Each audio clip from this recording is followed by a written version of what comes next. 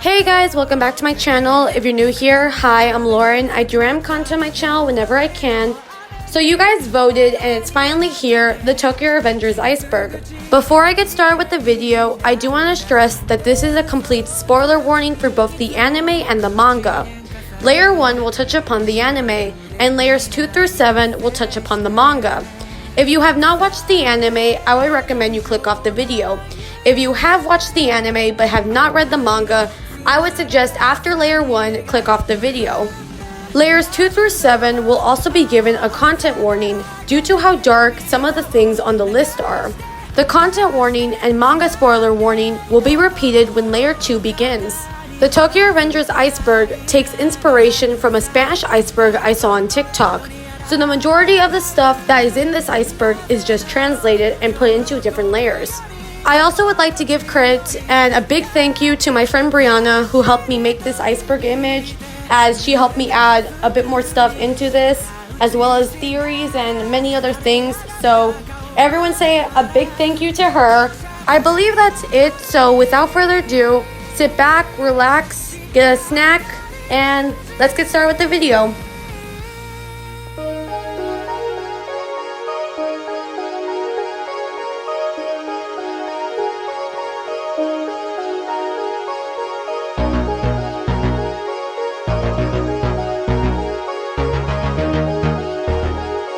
Censorship.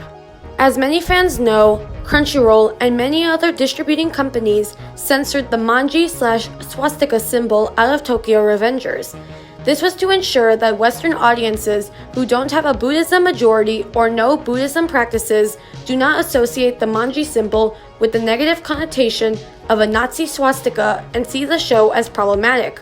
Many fans have questioned the choice by Crunchyroll and have suggested that the show just put out a statement at the beginning of every episode informing the viewer about the symbol.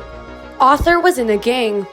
According to the website Anime Senpai, Ken Wakui, I'm sorry if I butchered his name, the author of Tokyo Revengers was a gang member back in 2000, and that is what inspired the Tokyo Revengers story. The Tokyo Manji Gang was inspired from one of the biggest gangs of its time, Black Emperor. This was a gang that Ken Wakui was a part of. Similarities to Quantum Leap. Now, I just wanted to add this in for funsies since I've seen the show with my mom. But anyways, Quantum Leap was a show from 1989 to 1993 in which it follows this guy who time travels, but every time he goes back in time, he becomes a different person in the past and then comes back into his present self. It's kind of weird to explain, but it's similar to Tokyo Revengers in the case of time travel, except Takemichi doesn't become a new person every time he goes to the past. He just goes back into his 13-year-old self. But it is similar in the case also where the guy is going back in time to prevent certain things from happening, and that's how it is with Takemichi. Kisaki hate. I don't think this needs any explanation whatsoever. I think anybody who has watched Tokyo Revengers will understand why the majority of people don't really like Kisaki much. Majority of fans don't like Kisaki because he keeps getting in the way of Takemichi trying to save Hina. And I'm going to talk about that later on in this video for those of you guys who've read the manga. But anyways, so yeah, I have to this day not met anyone who sympathizes with Kisaki. And I was not kidding with what I said in that one video. I hate Kisaki with a burning passion and will not sympathize with him. This comes from Tokyo Revengers. The fandom. I think every single anime fandom always has some problem with it. And I don't think Tokyo Revengers is the exception, even though I haven't seen very much bad things so far. One of the things that went badly in the fandom was something that went around on Tumblr, which I will talk about as we get lower into the iceberg. But yeah, that one was just a little bit weird. I think the majority of the problems, though, are the shipping. Like, it could be very bad shipping, which I also will get into later on in the video. But so far, the fandom isn't that bad. The only problem that it has is just the hold it has like on the minor characters, particularly Baji, which I will talk about because it has its own little section in this layer. But it's like all the characters canonly have a time skip, so why go after their minor versions, especially Baji, because Baji dies as a minor? You can't change that. It's just a little weird to me. The fandom's hold on Baji. While we're on the topic of Baji and the Tokyo Revengers fandom, don't you all kind of find it a little bit weird that some fans of Tokyo Revengers still simp over Baji even though he canonly dies as a minor? Like, you get it, right? It's a little bit weird, especially when in the last episode of the first season, you canonly see majority of all the characters as canon adults. And don't get me wrong, you can still like a character who is dead, but canonly is an adult. You get me? I don't know, I just found the concept of it a little weird, and I know there is going to be people in the comments who are probably going to disagree with me, saying, oh, they're not real, this and that. But it's still a little bit weird, you know, for some adult fans of Tokyo Revengers to simp over a character who dies canonly as a minor, while everybody else gets a canon adult time skip. Season 2 released in July. Many fans, including myself, believe that Tokyo Revengers Season 2 was going to be released on July 3rd, 2022. Many fans got this information from those anime posts that go around on Instagram. In December 2021, the makers of Tokyo Revengers confirmed that Tokyo Revengers was going to be getting a Season 2 and it was in production. However, no release date was announced. There is the possibility this could have been an April Fool's joke in order to trick many fans into believing it was coming out in July. It has been confirmed, though, that Season 2's release date is set for January 2023. Baji knew what Kisaki was planning. Before the fight with Valhalla, it is pretty evident that Baji does not like Kisaki very much, to the point where he even tries to kill him during the fight. We also know from Chifuyu that Baji wanted to keep a close eye on them before the fight triggered. According to the Redditor Sun Yun, who posted this in the r/Tokyo Revengers subreddit, they asked the question, wait, what the fuck was Baji's plan? Okay, we all know that Baji joined Valhalla in order to get rid of Kisaki. During Bloody Halloween, Baji took down 50 plus Tomen members with a metal pipe and bonked Chifuyu and bonked Takemichi as well, then tried to kill Kisaki twice. Nobody really suspected Kisaki except for Baji, Takemichi, and Chifuyu. Tomen didn't like him at first, but that changed when Kisaki improved his reputation by claiming he would take care of Mikey after Mikey passed out. To everyone else, it looks like Baji really did betray Tomen in order to kill a captain and beat up some members. So, if Baji ended up succeeding and Kazutora never stabbed him, what the fuck was he going to do afterwards? Go to Mikey and be like, I got rid of Kisaki because I knew he was a danger to Tomen, with no real proof? Did he expect to be let back in? And Mikey kept Kisaki and Tomen anyways, even after Baji's last words were, Kisaki is Tomen's enemy. So to Mikey, if he had succeeded, Baji just killed off the captain who was brought in to expand Tomen. What are y'all's thoughts? Another Redditor, Throwaway03461, elaborates on this, saying, Baji probably wasn't thinking about the consequences when he tried to kill Kisaki. It sure as hell would be difficult to explain without proper evidence, but I think he was more interested in the results. If he survived and was successful in killing Kisaki, he would be in a lot of trouble for sure, but Kisaki's death would solve a lot of problems. If you've read the manga, then you know how much of a troublemaker he is.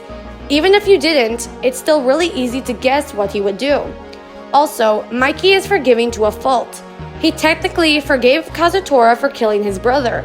I'm sure he wouldn't care if Baji killed some dude he had no emotional bond with. Mikey's dark impulses. As much as I would love to cover this entry in full detail, I cannot go much into it as it contains manga spoilers and this is the anime-only part of the iceberg. However, there is another entry in the next layer that will cover this topic. Throughout the anime, it is shown that Mikey has dark impulses where he will randomly attack characters out of the blue. Many fans have speculated that Mikey has a mental health issue coming from past trauma. Before I continue with the video, this is a reminder that the rest of the iceberg contains manga spoilers. If you have not read the manga, it is recommended you click off the video. If you want to continue with the video without reading the manga, it is up to you. Before I get any comments regarding how I ranked the manga part of the iceberg, I ranked it from what I thought was least to most dark. I also tried to keep many things that fans knew at the top, while maintaining the dark aspect. This is also a content warning for the remainder of this video. Several entries on this list will include topics such as incest, several forms of abuse, stalking, and many other dark themes. If you are uncomfortable with any of these topics, it is recommended you skip those or click off the video altogether.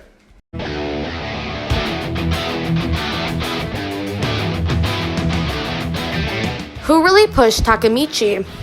The catalyst that started the entire series was when Takemichi was pushed into the incoming train. As we all know, Akun was the one who pushed Takemichi into the train, as he was ordered by Kisaki to kill Takemichi once and for all. We later find out as to why Kisaki wanted Takemichi dead, and it was because he wanted Hina. Kisaki is a quote-unquote Chad. While we're on the topic of Kisaki, I wanted to add this in because it clicked in my head when I was reading the manga that Kisaki seems to act like those alpha males on TikTok who have podcasts like bashing women.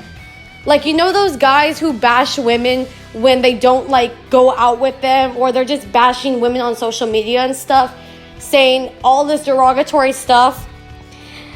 Kisaki gives me those vibes, and it's because of how far of an extent he went for Hina. You get me? Anybody who's read the manga will understand what I mean.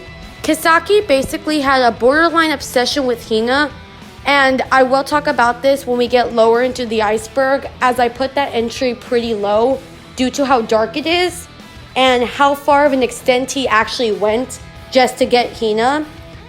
So yeah, Kisaki is basically one of those people who's like, if I can't have her, nobody can. And that's why I call him a Chad. Taiju's abuse towards his family. I apologize if I'm butchering his name. A major plot point in Season 2 will be the character Taiju, as well as the abuse he gives towards his family. Throughout the manga, it is shown that Taiju physically beats his siblings and then ironically is very religious. According to the Redditor, Serotonin Dose, who responded to a comment in the r/Tokyo Revengers subreddit, they reply with, Taiju's abuse started after their mother died, and their father is probably absent, so as the eldest sibling, he had to take care of his siblings by himself. We know that their mother was caring through Yazuha, and having lost a caring mother and having to take on the responsibility of 2 kids while being a kid himself, he probably didn't know what to do and how to act, and thought he can discipline them through abuse, since this is the only language he could use. In addition to that, he wanted Hakai to become strong and to be able to defend himself and fight back. So he was hoping through abusing Yazuha that Hakai would act against him and defend her. The interesting thing here is the juxtaposition, or the contrasting of 2 things, between Taiju and Mitsuya that is shown in this arc. Both are the eldest siblings who had to take care of their younger siblings, but Taiju took the violent path while Mitsuya made the comment, violence should be used to protect. Kokonoi is bi. This can be debated upon, but I believe it to be true that Kokonoi canonly is bi. The manga panel I am showing you right now shows him kissing Inupe. Kokonoi also had a crush on Akane, Inupe's older sister. Many people saw it in different ways. However, how my friend Brianna saw it is that Kokonoi always had a crush on Inupe. How her interpretation goes is that Kokonoi always had a crush on Inupe. However, because he was a guy, he thought it was weird that he had a crush on another guy. He then started to get a crush on Akane, Inupe's older sister, who is 5 years older than Kokonoi.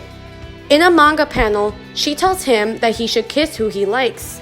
After her death, Kokonoi understands that she is dead and that she can rest easy now. Leading up to the kiss scene, Kokonoi calls out for Inupe, knowing that it was him over there. He proceeds to then kiss him, Inupe is the one who pushes it onto Kokonoi that Kokonoi saw Akane in him and that is why he kissed him. Sanzu takes drugs. Chapter 196 confirms this, that Sanzu does in fact take drugs, as it adds to his quote-unquote thrill of life. I at first thought this was a fandom thing, that he would do that, but turns out he actually does do that. Hanama is a time leaper. One of the most popular theories in the Tokyo Revengers fandom is if Hanama is the second time leaper. According to this Reddit post by Dwitz in the r/Tokyo Revengers subreddit, it asked the question, what if Hanama is a time leaper? Wouldn't it make sense if Hanama was the other time leaper? Kisaki already stated that he is not the one, but he had to have knowledge about them.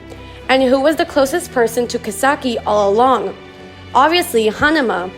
Also, the fact that he disappeared from the story after Kisaki's death is suspicious in my opinion. Another Redditor, old_bass_1242, adds on to this conversation by saying, there are a few signs that Hanama is a time leaper. First, he is persistent, just like Takamichi. Hanama is a tank. Even though you can beat him, he cannot go down. Draken even called him a zombie. Second, there is a mysterious thing about him that everyone wants to know. Like, why does he follow Kisaki? Kisaki asked Hanama in the manga, why are you always following me? I'm just using you like a pawn and I might throw you away when I succeed. And Hanama replies, I'll tell you when you're dead. Which Hanama really does in the manga, but we never got to know the reason as to why he always follows Kisaki. Maybe Wakui-sensei skipped it to save it later for flashbacks, or maybe it will be revealed in the final battle. Third, there is a poster that Ken Wakui posted of Hanama on the throne sitting in a railway with a watch. This might be a sign who the other time leaper is. I strongly believe that Hanama may be the second time leaper, but at the same token, I feel like there's possibly other people who could be a second time leaper as well. But I don't know, what do you guys think? Mikey's possible mental disorder. It has been questioned by fans on what Mikey's mental health is. According to a post by the Redditor numerous-archer-7198 in the r/Tokyo Revengers subreddit, they post, Majido Sano, Dark Impulse. Okay, so I've been watching and reading Tokyo Revengers since the summer of 2021. I honestly didn't have the biggest clue of Mikey's dark impulses. I just thought that it was something when he got really pissed or beat up, he would lash out. But now, with the most recent chapter leak, 241, I think I'm starting to understand what's really happening. I feel like Mikey has some sort of mental health issue, DID, ASPD, or BPD. Now, I did some research on it because I was bored one day, and basically, the mental health issues involve something with past trauma. I thought that the trauma was Shinjiro's death, but with 241, I think it's something that happened to him when he was younger. Why isn't Mikey's parents around?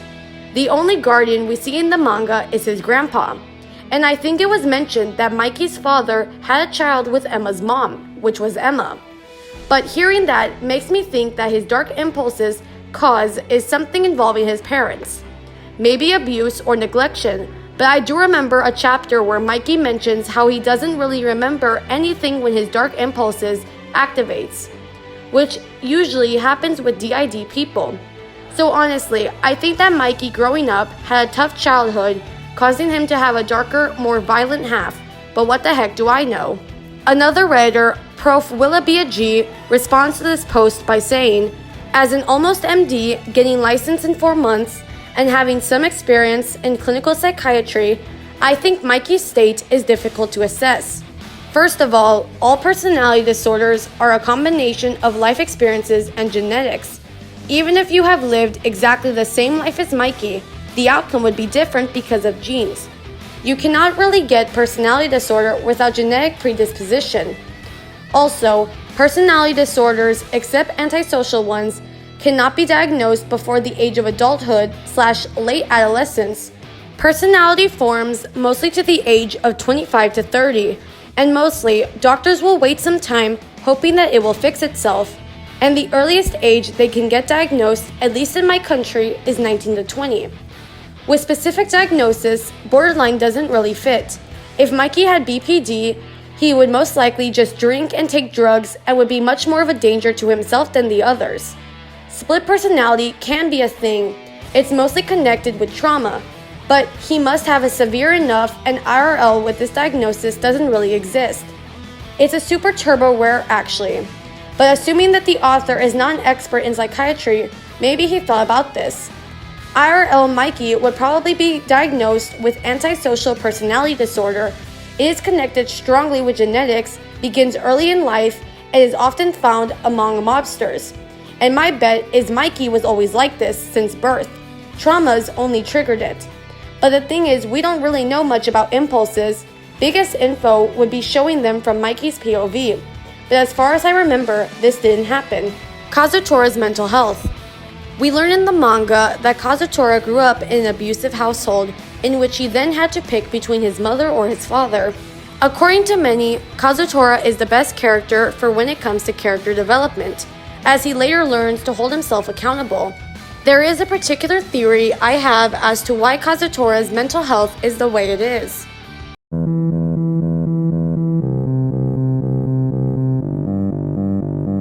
Kazutora killed his father.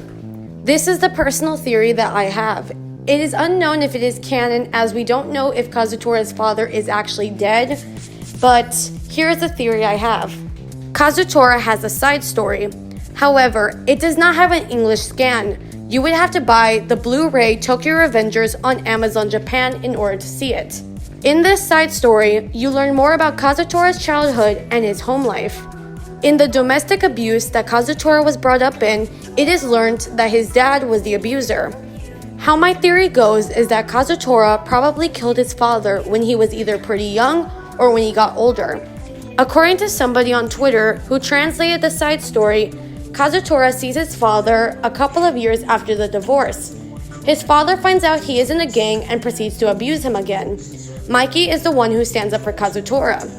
Because of how much pain Kazutora's father put him and his mother through, there could possibly be a reason as to why Kazutora in the future would most likely kill his father, and it is to ensure that this wouldn't happen again. Like I said, this is just a theory I have, and I don't know if any means if it could be true, because like I said, we don't know if Kazutora's father is actually dead or not. But yeah, I'd like to hear what you guys think about this theory. Sanzu is a psychopath. Psychopath, defined as a person suffering from chronic mental disorder with abnormal or violent social behavior. Many fans have often credited Sanzu to be a psychopath due to his erratic, violent behavior. To be honest with you all, I thought that some people were using the term incorrectly, and that Sanzu was more of a sociopath, at least in my eyes, mainly for the fact that a sociopath is made that way, and a psychopath is born that way. And if we look back at that one manga panel where Mikey and Sanzu were kids, you know, Mikey basically rips Sanzu's face apart after Sanzu quote-unquote broke his toy airplane. And I thought that was the catalyst to Sanzu having his psychopathic tendencies, meaning he was more of a sociopath because he was made that way. But as the actual Tokyo Revengers wiki says, he does have more psychopathic tendencies than a sociopath, making him a psychopath. Ran X Rindo, Mikey X Emma, and other weird ships. This is just nasty. I don't understand how people can ship siblings together. And it always makes me question, would you do that in real life? Would you be shipping siblings together in real life? Because that's just sick if you ask me. It's very sick. And I always hope to God that people who ship this kind of stuff don't actually ship it in real life with real life people. Because there probably is some person who does do that, and that is disgusting. But anyways, that's basically what this is. It's just so weird to me how people can do ships like that, but anyways. What was Kisaki going to say to Takemichi? Before Kisaki's death, he stood in the middle of the road facing Takemichi and was about to tell him something before being abruptly killed by an incoming truck. Which, first off, I want to give a big thank you to that truck. Kisaki was a little mess in this whole thing. a very good villain though. This scene left fans happy, as well as questioning on what Kisaki was going to tell Takemichi. Before his death, Kisaki makes a comment, "You think I'm a time leaper," meaning he is aware of what a time leaper is. I personally don't think that Kisaki is a time leaper or he ever was, especially because Hanama ran off after Kisaki's death and we hadn't seen him for God knows how long. So it's a little suspicious there. And who knows, Kisaki possibly could have told Takemichi something about the time leapers. My theory is that Kisaki was the catalyst for Hanama, just like how Naoto is the catalyst for Takemichi. It would make sense considering when we talked about Hanama being the time leaper, Hanama made the comment to Kisaki, "I'll let you know when you're dead," or something along those lines. And who knows, that could have been what Kisaki was going to tell Takemichi, but he's dead. That whole conversation remains unanswered. But all we know is that it would have been something regarding the time leapers. And if Kisaki was the catalyst for Hanama, now that he's dead, Hanama now needs to be more careful. And if that's the case, that can explain as to why Hanama was absent for a good part of the manga after Kisaki's death. The resemblance the future Mikeys have to the people they've lost. This is kind of well known, especially because of the visible similarity.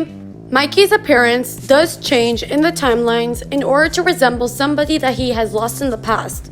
For example, in the first timeline, he looks like Draken, in the second timeline, he looks like Shinjiro, and in the third timeline, he looks like Izana.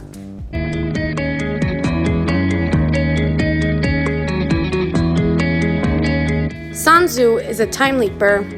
This one manga panel probably took the entire second time leaper theory into a whole loop, as now it possibly exposes the fact that there could be more time leapers.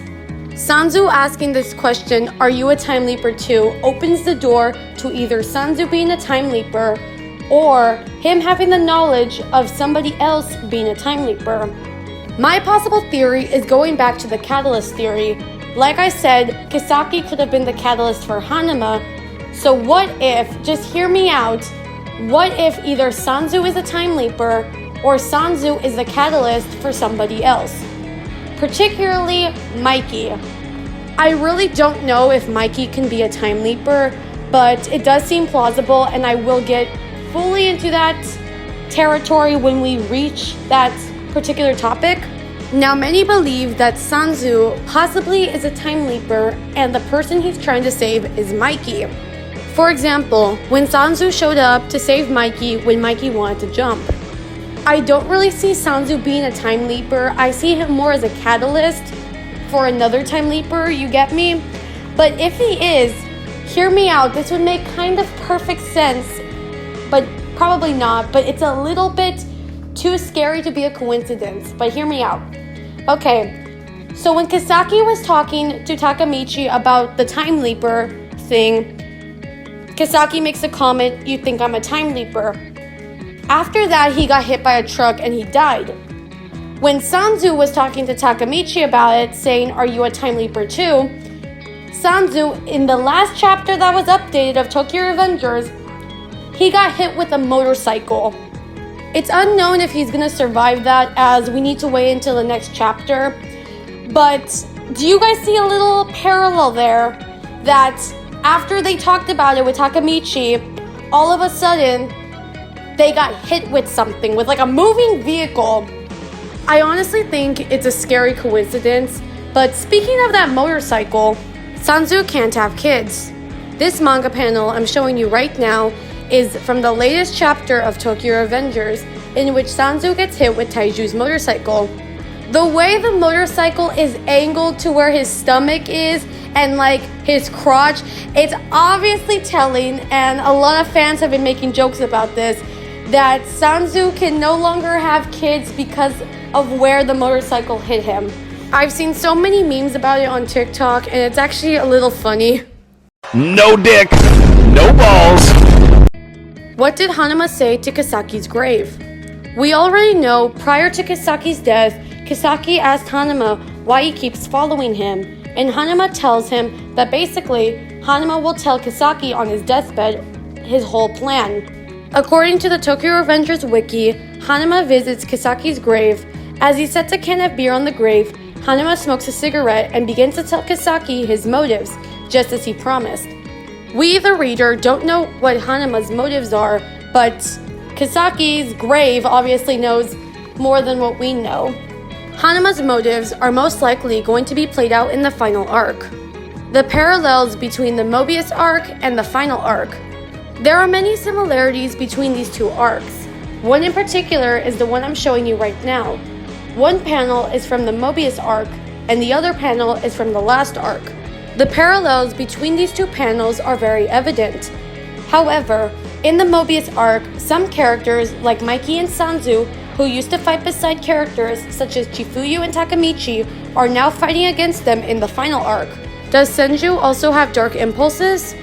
Senju is the younger sister of Sanzu, and is also the main reason as to why Sanzu has the scars on his face, because she blamed him for breaking Mikey's plane.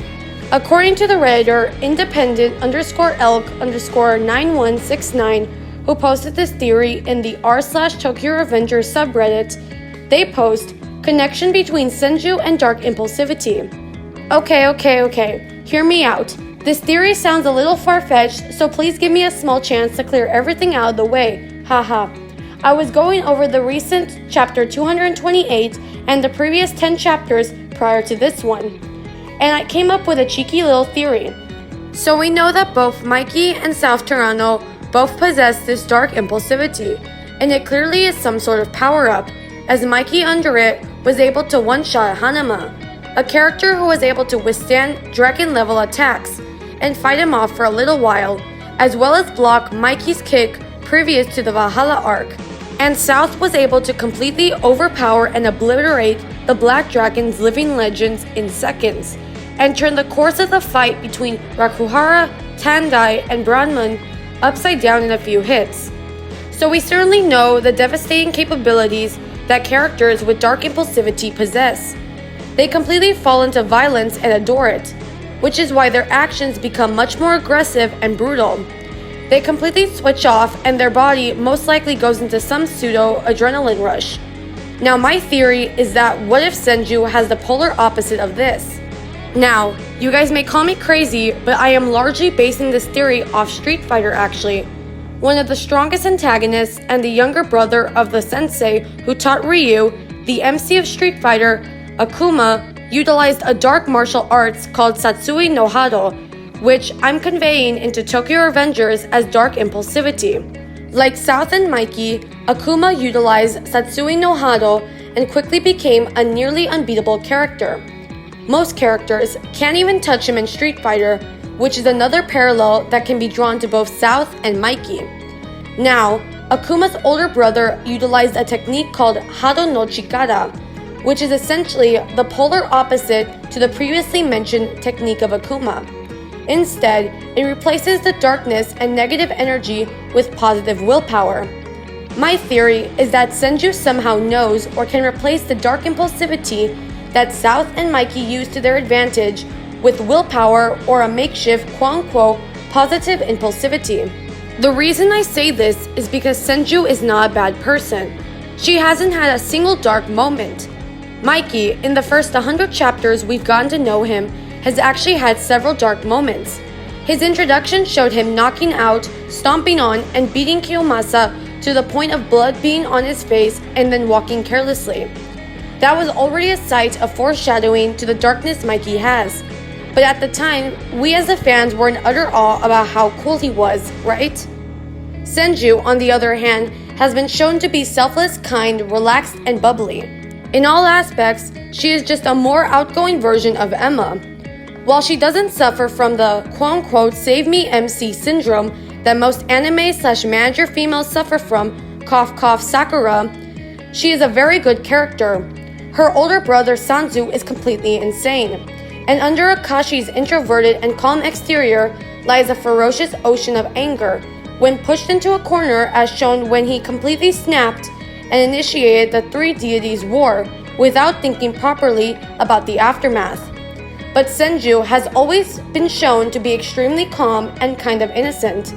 She watched Draken die and was in shock, and confused about the entire event.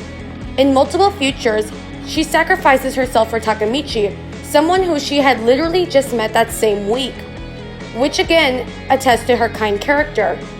And finally, after seeing her trusted Brahmahan tops taken out by Saturano in such a brutal fashion, she looked slightly annoyed and apologized for stepping in. I certainly think there is a technique we don't know about here. Waka was insanely acrobatic and showed the same moves Senju did, but to a higher degree. I doubt Wakui would go with the whole quote-unquote, she's short so let's make her super agile like Waka route. Otherwise, she would just lose like Waka did, and Senju has seen Toronto fight to know the incredible durability he has, and to still step in shows that she has something that we don't/have not seen yet. Update. After chapter 229, I really do think I was right about this, but something is different. I think Senju is definitely stronger than Mikey, but the thing that's different is the flames. She had steam and flames emitting from her body and flames from her legs when kicking south. Akashi clearly has no clue about this ability of hers, which means it's something she hid for a reason. Very, very interesting. I think she would be the one to beat Mikey and humble him, reasoning being she doesn't like violence, she's a pacifist. It would be a poetic justice for the strongest character in Tokyo Revengers to be a pacifist who avoids violence. That's probably why Brahman is the strongest gang that rules from the shadows, and that's why Takomi had no clue about Senju's true strength. That one Tumblr quote-unquote theory. This theory was mainly talked about on TIK TOK, as many people couldn't believe how insane the theory was. I personally couldn't believe how insane the theory was. I don't know if it went on other social media platforms like Twitter or Instagram, but I mainly saw it on Tokyo Revengers TikTok. I will not be saying the account name of this theory because of the fact that they got a lot of hate when this theory made its rounds on social media. And I would also like to preface, it's pretty long, so I am going to be going to the bits and pieces that were mainly talked about and that mainly a lot of people couldn't comprehend how this became a theory because it was just out of left field. Here is a rundown of the Tumblr theory. Shinjiro was a bad person, and the story has been trying to show us that for a while. Shinjiro abused Mikey, Izana, maybe Inupe, and Sanzu, and probably nearly Baji too. Sanzu knows everything because Mikey told him. Sanzu is more than fine with his scars and is devoted to Mikey because of them. Sanzu and Mikey are like Elliot and Tyrell from Mr. Robot, and the various twists, turns, and reveals that made a roadmap to the ending of that story are very similar to what seems to be going on in Tokyo Revengers right now. That's why so many things don't seem to align or make sense, because we are reading under the assumption that we are being told the truth about certain events, when what we really needed was one crucial piece of information, and that piece is that Shinjiro was a creep. If you go back and reread the manga with that idea in mind, it's a very different experience. And I am calling it now. Mikey was there when Shinjiro died. Kazutora saw him and was trying to protect Mikey when he killed Shinjiro, and that's why he blamed Mikey. Shinjiro and Izana's messed up relationship. I don't think Shinjiro was abusing Izana and Mikey. I'm pretty certain that Shinjiro was sexually abusing both Izana and Mikey. The author then proceeds to explain the theory in their Tumblr post, as well as other theories that they do have regarding other parts of Tokyo Revengers. And first off, I just have to ask, like everybody else, what was the point of this? If you read the manga, Shinjiro was caring. He was caring to all of them. To Izana, Inupe, Mikey, Baji, Sanzu. He was caring to all of them. He didn't abuse them. I know everybody can have their own interpretation on what they're reading, but how do you get that from Tokyo Revengers? How do you get sexual abuse from Shinjiro out of all this? There is little to no evidence about that happening. At least in my opinion, I saw little to no evidence when reading the manga that Shinjiro was like that.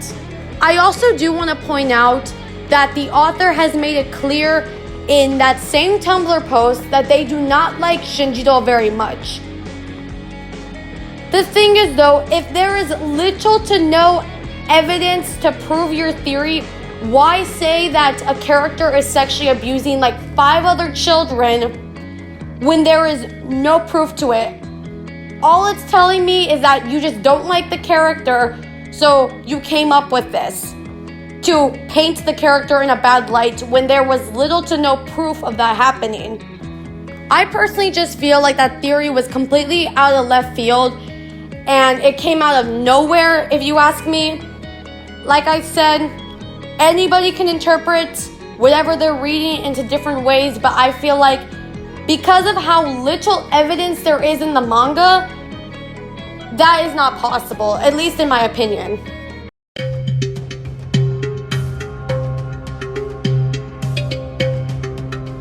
Kisaki's obsession with Hina. Throughout the entirety of Tokyo Revengers, in every single timeline that Hina is in with Kisaki, Hina ends up dead. And the main reason is because Kisaki proposed to Hina and she turned him down due to her being in love with Takemichi. Mans couldn't take rejection well, so he killed her. Like I said earlier, Kisaki's a Chad. He cannot take rejection from women well, to the point where he kills her because she said no. After Kisaki's death, it saves Hina from having to die at the hands or indirect hands of Kisaki. Mikey had Senju killed. There is little to nothing regarding this theory online, so it may sound very far-fetched, but hear me out. And also credit to my friend Brianna for helping me with this theory. As we know, Senju is the leader of Brahmin, and their main goal is to take down Mikey. Brahmin, however, is defeated in the Battle of the Three Deities. How the theory goes is that Mikey possibly wants Senju dead to ensure she wouldn't try again. That gives him a possible motive. And because of Mikey's status, he can get guys to kill for him. So during that scene, when Takemichi and Senju are at the amusement park, it gives a perfect opportunity for Mikey to have her killed. So the guys take aim at Takemichi. Because of how selfless Senju is, Senju quote-unquote sacrifices herself to save Takemichi. But in reality, she was the one they wanted killed.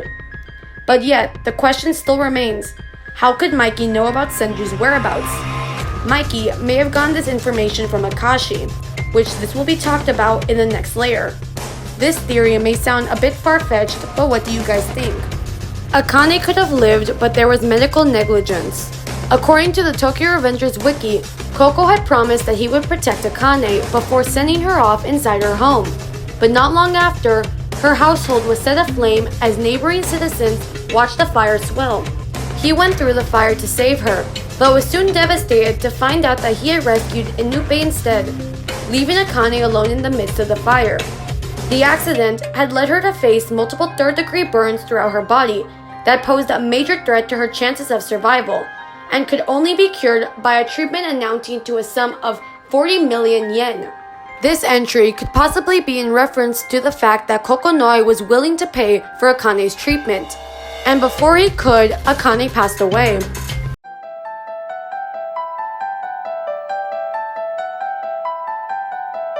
Akane's story is a critic on Japan's health system. As we just talked about in the last layer, Akane's treatment would have cost 40 million yen. When translated into US currency, that is the equivalent to $295,589.08. Taking this amount from Japan and comparing it to the US's hospital costs for a burn patient, the costs are $125,597.86 per patient. As we can see, there's a $100,000 difference between the US and Japan. Akashi joins Bonten after Senju's death. Another theory that my friend Brianna helped me with that sounds a bit far-fetched is this one. How the theory goes is that Akashi may have played some involvement in Senju's death. We already know that Senju and Takemichi had went to the amusement park together, and most likely nobody knew where they were except for both of them. Because of how close Akashi and Senju are, what if Akashi knew Senju's whereabouts? I've already talked about Mikey possibly being the one who hired people to kill Senju, and I still believe that to be true. So what if Akashi was working with Mikey? Like we talked about in the last layer, Senju wanted to be the biggest delinquent in Tokyo. That already may give Mikey a motive to have her killed. Ironically, Senju was alone with Takemichi, this making it the perfect crime. After Senju's death, Akashi joins Bonten and quickly becomes a higher-up. Isn't that just a little weird? Right after his sister's death, he joins another gang and becomes a higher-up once he joins. That's where the theory comes in. Akashi could have made a deal with Mikey to have Senju killed in exchange for a high position in Mikey's gang. Like I said, this is a little far-fetched, but I'd like to hear what you guys think. Mikey is the second time leaper. Now, we already covered Hanama being a time leaper and even possibly Sanzu being a time leaper. But what about Mikey? Like we talked about earlier, Sanzu has knowledge of time leaping. However, him and Hanama aren't close. The closest one Sanzu is with is Mikey. So what if Mikey had some knowledge of time leaping, or is even possibly a time leaper himself? According to this theory from the website duniagames.com, it's titled the Mikey Time Leaper Theory. Now, let's get into the main discussion. There are 4 signs that indicate Mikey is a time leaper. First is when he met Takemichi. At the time, Takemichi was fighting Kiyomasa, but Mikey, the leader, and Draken, the vice leader of the Tokyo Manji gang, broke them off. At that moment, Mikey was fascinated with Takemichi and asked him, "Are you really a middle school student?" This question indicates that Mikey is probably a time leaper, because why would Mikey, a middle school student, ask that question to Takemichi, who's also supposed to be another middle school student? In short, Mikey probably had some suspicions that Takemichi came from the future, just like him. Another sign that supports this theory is when Draken was almost killed by Mobius. During Draken's recovery, Takemichi visited him at the hospital. Right then, Takemichi was handed a Tokyo Manji uniform, which turned out to be Mikey's. Draken said that the gift was a way for Mikey to show his gratitude to Takemichi. After he handed the uniform, Draken told Takemichi that Mikey's on the rooftop, so Takemichi went there. Once he's on the rooftop, Takemichi saw Mikey, who was talking to himself about the incident. Mikey couldn't believe that Takemichi managed to overcome the situation. Then, Mikey murmured, "Who are you really, Takemichi?" That question indicates that Mikey got increasingly suspicious of Takemichi. So, Mikey probably already knew about the incident. Yet, he didn't expect that Takemichi would be able to save Draken. The next sign that supports the Mikey Time Leaper theory is from the manga, chapter 198 to 207. In these chapters, the Tokyo Manji gang members plan to make a time capsule containing their messages, which will be opened 12 years later. Long story short, 12 years have passed, and the Tokyo Manji members have become successful at what they do. However, Mikey's not there. Yup, Mikey's whereabouts are unknown as he veered off the right path. Since Mikey's not there with them, the rest of the Tokyo Manji members open his time capsule. As it turns out, Mikey has written his prediction on the success of each Tokyo Manji member, like Mitsuya, who became a designer, Draken, who opened a motorcycle shop, and Takemichi, who will marry Hinata in a few days. Since all of his predictions are 100% accurate, it's understandable that some fans believe that Mikey is the other time leaper aside from Takemichi. But that's not all in the time capsule. Mikey also put a video he recorded for Takemichi in the future. The video contains Mikey's childhood, with his family and what he'd gone through. Mikey suffers from a quote-unquote dark impulsivity, which causes him to regularly lose control of himself, as if there's another version of him taking over. Sometimes, Mikey doesn't realize the ramifications of his actions. Mikey also advises Takemichi to not look for him in the future. Despite Mikey's warning, Takemichi still insists on finding Mikey. However, when he comes across Mikey, Takemichi gets shot 3 times by Mikey, who's completely under the influence of his dark impulsivity. However, Takemichi still tries to get Mikey back to his old self. Since Mikey can't take it anymore, he decides to jump off the building they're in. But Takemichi immediately holds Mikey and snaps him out of his mind. At this moment, for the first time, Takemichi manages to time leap while using Mikey as the medium. This time leap brings Takemichi back to 10 years before, when he was still friends with his high school friends. When Takemichi is still confused, the scene cuts to Mikey with his new gang, Kanto Manji. The scene shows Mikey's atrocity, fighting against hundreds of people without any help. Then Mikey looks at his hand and says, "So you've arrived, Takemichi." That particular scene is another sign that indicates Mikey is also a time leaper in Tokyo Revengers.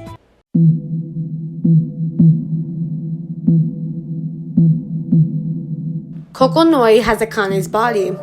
Because of how madly in love Kokonoi was with Akane, there is a theory that Kokonoi kept Akane's body after her death. This is a very dark theory, but it's proven false, especially when you look at Japan's actual funeral statistics. In Japan, more than 99% of anybody who dies in Japan is cremated. Very, very few people are left with their bodies and buried like that. It is very unlikely that Kokonoi would have taken and kept Akane's body, especially because of her family and Inupe. They would have wanted Akane to have a proper funeral. The most that Kokonoi could have done, if we're going based on this theory, would be that because of the cremation thing in Japan, Kokonoi most likely could have kept some of Akane's ashes if he really wanted to. There may be more than 2 time leapers. We've already established that Hanama potentially can be the second time leaper. However, after that chapter with Sanzu, we start to question if there's possibly more than 2 time leapers. It's just a little eerie to me, especially because when we were talking about Kisaki having knowledge of time leapers, he died, like I mentioned, and there is the possibility Kisaki was the catalyst for Hanama, and that's why Kisaki was aware of the time leapers. In Sanzu's case, Sanzu is also aware of the time leapers. However, him and Hanama do not interact with each other. The closest that Sanzu can get with somebody is with Mikey. This can make Mikey a possible time leaper as well. Both Hanama and Mikey have strong evidence to prove that both of them can be time leapers. So what if, just what if, there's more than 2 time leapers? Or, unless Hanama is the second time leaper, and Mikey can possibly be aware of Hanama's time leaping abilities, and this can explain as to why Sanzu knows. But as we reach the end of Tokyo Revengers, I'm putting my money on Hanama or Mikey being time leapers. The future cannot be changed, and time will still kill those that Takemichi tried to save. A very sad and dark theory, but is possibly true, is that no matter how hard Takemichi tries, the people he will try to save will still die in the end. An example of this can be Draken and Hina. The only problem though is with Hina, the only reason why she kept dying was because Kisaki was alive. Once Kisaki died, Hina was somewhat saved. Another example could also be possibly the case of Baji, but in Baji's case, he still continued to take his own life. I'd like to hear what you guys think about this theory. Takemichi will die trying to save everyone. According to the user u/purefox8803, who posted this in the r/Tokyo Revengers subreddit, they ask, how do you think Tokyo Revengers will end? I want to know your theories, guys. I have 2 theories about the ending. One is that we all know that Takemichi is a selfless dude, and that we know that some of the characters in the manga have said that Takemichi is their hero. I think in the final arc, Takemichi will eventually die as a hero, but I hope this won't happen. 2 is that the ending of the manga will be so darn good that all of us fans will shed tears of joy for our crybaby hero. Another Redditor, Employer These 7644, replied to this post saying, I have a bad feeling that somebody is going to die, most likely Takemichi or Mikey. I feel like Hina's death is quote-unquote bound by fate, and if Takemichi stays alive, she will die.